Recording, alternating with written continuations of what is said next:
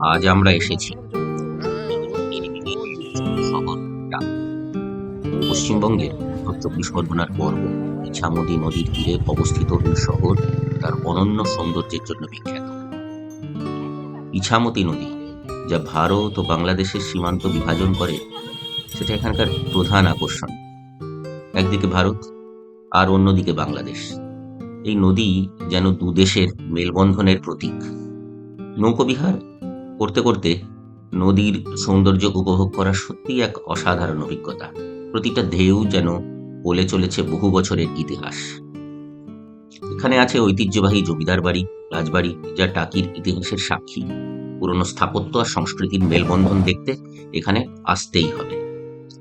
টাকিতে ঘুরতে যাওয়ার সেরা সময় হলো শীতকাল এবং দুর্গাপুজোর পর ভাসান উৎসবের সময়, যখন ইছামতির পাড়ে জমে ওঠে এক অসাধারণ উৎসবের আমেজ।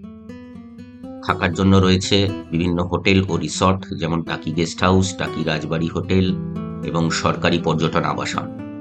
অনলাইনে আগেই বুকিং করে নিতে পারেন। আপনি যদি প্রকৃতি ভালোবাসেন, তাহলে টাকি আপনার জন্য পারফেক্ট গন্তব্য। আসুন, ঘুরে যান আর উপভোগ করুন টাকির অসাধারণ সৌন্দর্য।